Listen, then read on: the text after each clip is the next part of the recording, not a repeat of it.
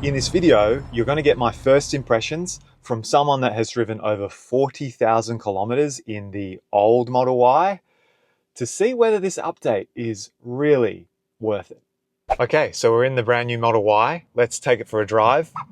And auto shift just put me straight into drive automatically. Didn't need to touch it. That is one really nice feature. Straight off the bat, and I have already taken this for a very small drive, you'll instantly notice it still feels like a Model Y, but it's just very smooth and very quiet in comparison.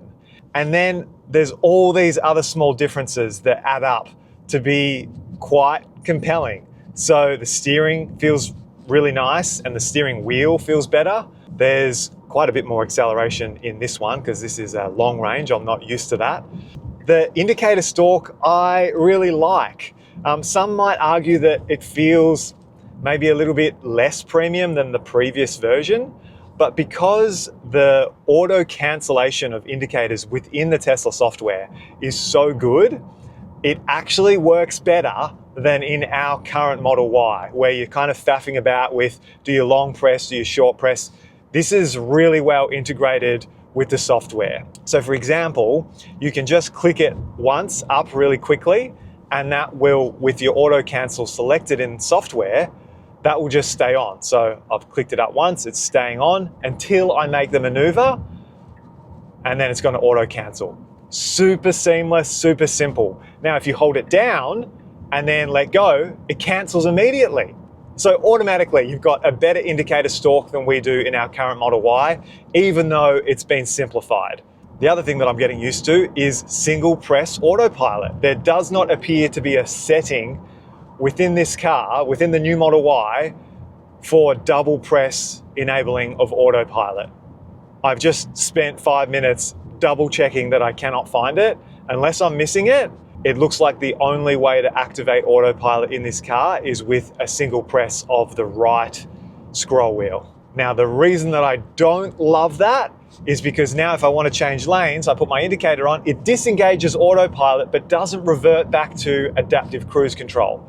So automatically the regen braking kicks in and you have to put your foot on the accelerator. Now the suspension, this is the big one. It's just a nicer version of what I'm used to in our current Model Y. It's like maybe a 40 to 50% improvement in the way that I'm feeling. Now you would argue, oh, that's a big deal, but it's still the type of ride comfort where you do feel things in the road. Like I'm feeling all the vibrations on the highway right now. We're doing 110, but I'm feeling them less than I would in our Model Y. Where it's noticeable is something like this, where you're going over a bridge and you're getting a softer experience. Muted, that's probably a good word. It's been muted down. But to summarize how I'm feeling right now, moments into driving this car for the first time, smoother and quieter is like the best way to describe this car. I still feel like I'm driving a Model Y, almost like a more expensive version of my car. I haven't tried out the sound system. This does have the better sound system than the standard rear-wheel drive. Wow, okay, so the sound system is really good. It's really immersive. I just played around with some of the settings, but straight off the bat, like, this is a huge improvement for what was already a fantastic sound system. I'm very impressed by that. The Indicator Stalk I'm really liking.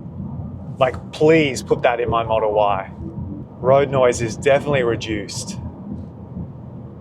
I'm noticing the difference in the glass roof. Obviously this has the silver lining in it, which means that it's blocking more sunlight coming through. It does not feel hot at all. Oh God, I keep trying to double press for autopilot. Let me just get this on. Yeah, I don't have an issue with our Model Y's glass roof, but we did install a sunshade just for our daughter in the back. But this is like, you're noticing a difference in the radiating heat that you feel. Quite a difference. I really like having the blind spot LED in the side of the doors, especially when I was just coming through the city and like indicating. It's great to have it on screen, but just this extra little light here is a really nice reminder. that someone's sitting in your blind spot. So I do like that. It feels like a more refined version of Autopilot. I don't know how to describe it, but I noticed it when I was driving the Model 3 with hardware 4 cameras. Obviously, the clarity that these cameras bring to the Autopilot suite results in smoother, better driving. So this is the stealth gray color. It's not a launch series, it's just the long-range Model Y that will be starting delivery soon in Australia. This is one of the only ones in the country right now that is on the road. I kind of expected more people to freak out, but you know, to them it's just another car, a new car. If I had seen this on the road, I would be losing my mind. This is being the stealth gray. It actually kind of feels really stealth in terms of you don't notice the changes as much as you would with like a white Model Y. But I think the color has a lot to do with that because it's sort of toning down some of those new exterior changes. All right, that's been my first impressions. Stay tuned for more videos.